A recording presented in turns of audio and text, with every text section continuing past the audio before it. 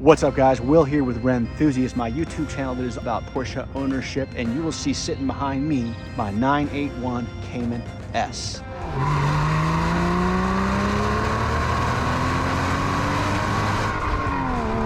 If you're somebody who's thinking about buying one of these 981 Caymans, I urge you to stick around because I'm going to take you through an exterior walk around.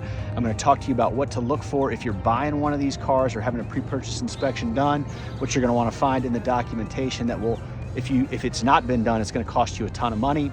I'm going to take you on a ride in the car, and I'll share with you what the driving is like and what the good and the bad is. And then finally, at the end of this video, I'm going to share with you guys exactly why I'm selling this car after only 4 months of ownership.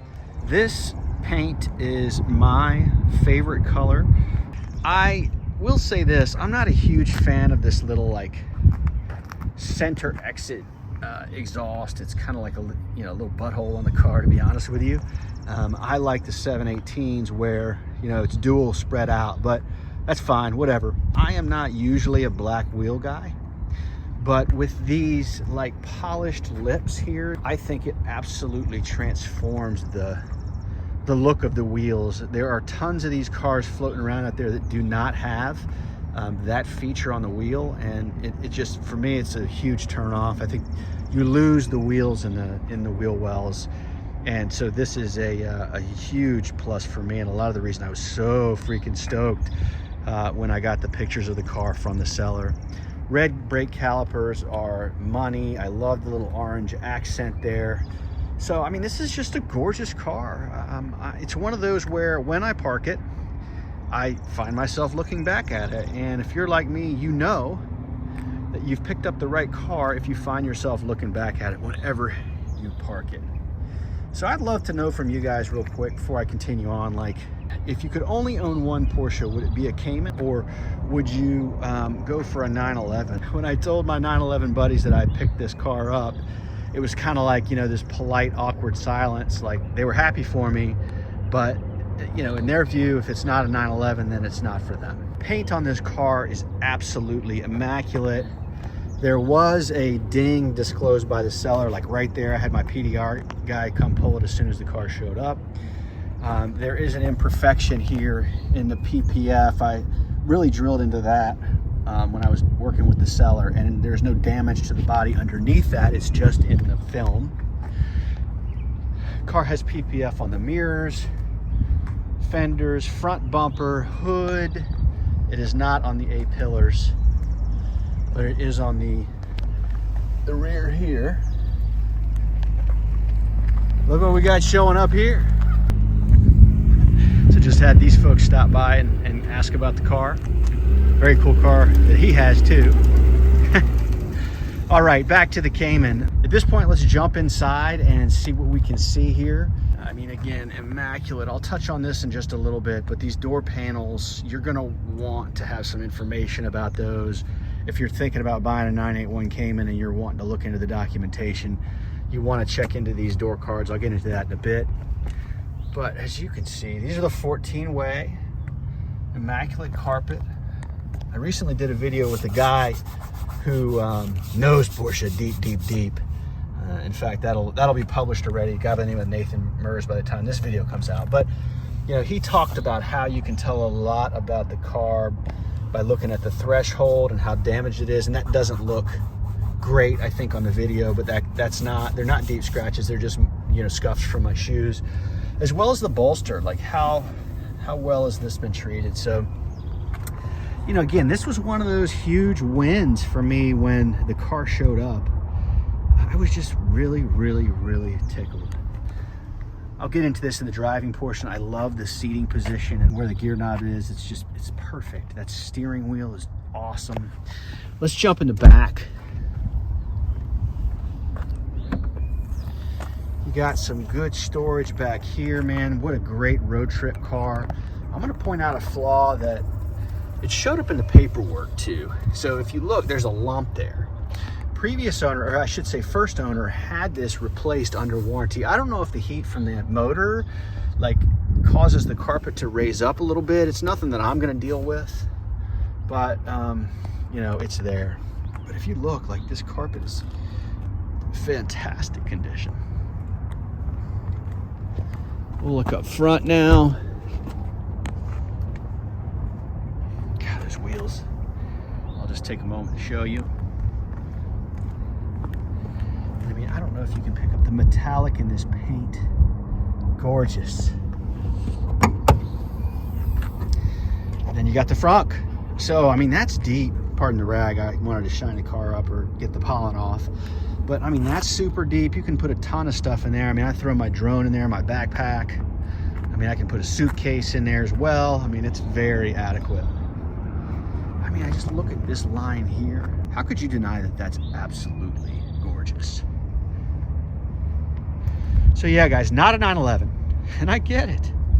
I get it, but I mean, I'm sorry. I would go to the mat telling you that this is a badass car. So, you know, let's now jump into the car and I'll take you for a ride. We'll talk a little bit about the driving dynamics. So it was December of last year, 2022, and I had decided that it was time to add another car to the stable. I was starting off with a rather, I will say, relatively speaking, in the world of Porsche, I had this like small budget in mind, and the more I started to research the generations of Cayman, because I had decided, by the way, that I was really interested in branching out from the 911 platform. As I started to explore the different generations of the Caymans, and I started to look at what you get for more money, I did what I generally do, which is talk myself into spending more money, and I ended up in this sapphire blue metallic 981 Cayman. It's a manual. It is fairly well optioned, and it is super, super clean. So let me tell you a little bit about the buying experience. I had been looking around for a sapphire blue metallic 981 for a while. I had seen a ton of like base Cayman PDKs in like black and white and rather unexciting colors, silver, and I couldn't get stoked about that. First of all, I didn't want the 2.7 liter motor in the base Cayman. I really wanted something a little bit, you know, juicier. So I had decided I wanted the 3.4, and yes, and I had been scrubbing the forums and PCA classifieds, and I was looking in the Facebook groups, and man, I just kept getting frustrated, and after a few weeks I was almost ready to give up. So at that point in time, I'm like, you know what, screw it. I put a want to buy ad up in the Cayman Facebook group, and lo and behold, a dude up in Ohio sent me this gorgeous example. I couldn't believe my eyes. So it was funny. So I put the post up. The dude responded. He put a picture of his car up. I messaged him instantly, and then I deleted the post, right? So I didn't want anybody else snagging this car, because, you know, there are guys out there that'll do that. Like, they hunt for the want to buy ads, and they'll just grab cars that are posted. So if you're one of those guys, you suck, by the way. So anyway, guys sent me the car. I couldn't believe my eyes. Gorgeous, gorgeous, gorgeous. At the time, the car had 17,500 miles. He was the second owner, had a lot of documentation on it, and I'll get into this in a moment, like what you want to be looking for if you're thinking about buying a 981 Cayman.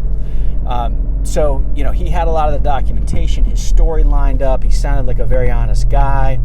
And as you know, if you're a seasoned Porsche buyer, you're buying the seller as much as you're buying the car. And so I felt really good about that. The reason why he was selling the car, it made sense, all that. He was also open to a pre-purchase inspection, and I was really pleasantly surprised. I called the local Porsche dealer, and by the way, I embarrassingly can't recall which dealer it was, but I called them, and they were willing to do a pre-purchase inspection, and I was very, very, very impressed with how thorough they were. So service advisor gave me a cell phone number, and I scheduled the PPI about a week out before they could get to it. He urged me to send him everything that I wanted looked at via text. He was cool with that. So we scheduled the PPI. The seller took the car there.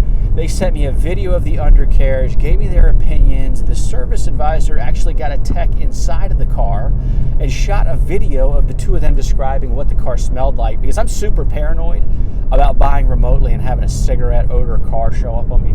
It sucks. It's happened to me one time in a Suburban that I bought for a daily, and I sold the truck in a week. I mean, I cannot take the cigarettes. So thankfully, this car did not have any odors whatsoever. They sent me the checklist that I think they use as just part of their inspection process. So overall, just felt very, very good about the pre-purchase inspection results. So myself and the seller put together a deal and had the car shipped. Now, if you've ever bought remotely, then you know about this emotional roller coaster of the remote buying process. And I think I'm going to do a video about this, by the way, in the future. But it's, it's up and down. It's like the thrill of the hunt, and then it's the uncertainty of whether or not the car is what it's supposed to be. And then, the climax is really when the transport shows up, your car comes off, you're like, holy shit, is this really what I thought it was going to be? So in my case with this car, transport showed up. There was a hole ripped inside of a shitty trailer that this guy had. And anyway, it was a whole thing. I had to help him get the car off. That was the downside to my shipping experience. But the good news is when the car came off the trailer, it was absolutely gorgeous. So this car has Sport Chrono on it. It's got PASM on it. It does not have Sport exhaust. It has the Sport steering wheel. It has the 14-way seats. And it is important, and a very important kind of feature that it had was proof that some work had been done under warranty. So this is the point in time where I tell you guys, if you're thinking about buying a 981 Cayman, what you're going to want to look for. So a known failure point of these cars is the roof starts to fall down. The headliner, I don't know if it's the glue or the fasteners, they start to fail. This car had that done under warranty. I can't remember how much it costs out of warranty, but it's not cheap because they have to take the windows out to get the headliner out. Not good. This car had that done. And it also had the door panels replaced under warranty. So an unfortunate aspect of another failure for Porsche, which they seem to always be able to bake some sort of weak point into their cars, yet they still are, they have such a fanboy following. Anyway, I digress. The door panels fail. They start to warp, and I believe that job is $3,500. So if you're thinking about buying one of these Caymans, you're going to want to hopefully find one that's had the panels replaced under warranty. So this car had that work done as well. So all in, I was very comfortable with that piece of it too. So, again, what you can do is you can go do your research on Rennthusiast and kind of learn more about this. But you're going to want to get a car that has had that work done. And it was recalled. Both of them were recalled, so it should have it. So that's the background on how I found this car. And I have really, really, really enjoyed it so far. I've put about 1,200 miles on it. And it has just been a joy to drive. Seating position is awesome. Very, very easy to get these 14-way seats exactly how you want them. I like them a little bit lower to give me a sense that I'm down below this center tunnel with the shifter. The shifter's in an ideal spot for me for shifting. The transmission is butter smooth just in terms of the shifting action. I did buy a GT4 short shifter thinking I was going to put it on this car, but since I'm selling it, I've decided not to put it on. And by the way, if you're watching this and you're already a Cayman owner, I'm happy to sell it to you. Just reach out to me in the comments. The sports steering wheel on this car is second to none. I did hit the leather part of this with Leatherique as soon as I bought it, just to kind of get the skin oil out of it and all that sweat. Came out very nicely, and now this is like soft, supple leather. It's so good. This is one of my favorite Porsche steering wheels, by the way. The PCM, like some people, right, like they complain that the navigation looks outdated, and I'm like, of course it does, because the damn car was made in 2014. I'm a little bit quirky. I think I like period correct navigation maps. I just kind of like how they take me back to when the car was new and how that was like fresh technology, and now it's antiquated. But this car has Bluetooth, so my phone syncs right up with it. If I'm running navigation, I'm going through my phone anyway, right? I don't know who the hell still uses their stack, their navigation in their car. I mean, the phone's so much better. So because of the Bluetooth, the phone will give me the verbal instructions for navigation through the head unit. So that's fine too. I love how the buttons work together on the stack. I had a 997 Turbo that I sold for a reason that's been very much a reason that guys have made a ton of fun of me for. But given that that was a .1, it had that kind of ugly stack in it with all the space between the buttons. Just not my favorite look. This look on this car looks very modern, tight, well done. Sport Chrono clock is situated very nicely.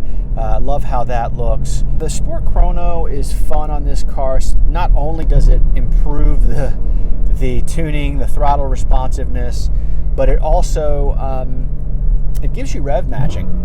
And I find rev matching to be incredibly entertaining. I mean, yeah, you can turn it off if you're a purist and you want to blip, that's cool. You can do that.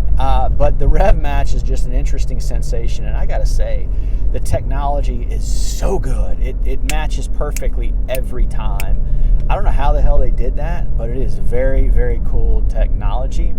When you look at the gauges, you don't have 5, you have 3.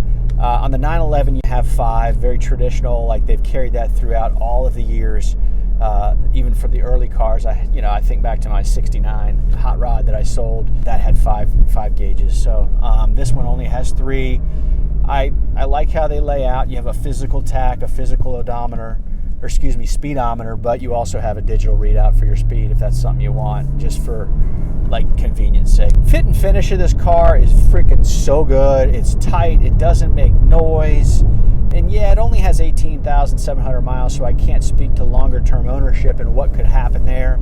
But as it sits right now, like no noise. All in, if you're thinking about buying a 981 Cayman, you're fixated on the mid-engine platform, I would say you can't go wrong. Again, you got to get those 2 items taken care of, the headliner and the door panels. I guess there's just something bad about the plastic they were using at the time, but I think you got to take a good hard look at picking one of these up. So at the beginning of this video, I told you that I would share with you why I'm selling this car in spite of loving it so much, and here it is. I love this Cayman so much that I went ahead and stepped up to the big boy, and I have bought a GT4, a 981 GT4. It is in the same gorgeous sapphire blue metallic. It is a fantastic car. I will be doing videos on that car for sure. So if you are into GT4s, definitely subscribe to my channel. I'll be, switching it up in terms of my content, and there will be plenty about that car. So that's all I have for you. I love this car, and I'm going to be selling it through PCA. So hopefully the next guy will enjoy it as much as I have. If you're still with me, I appreciate you sticking around, and I hope to see you next time.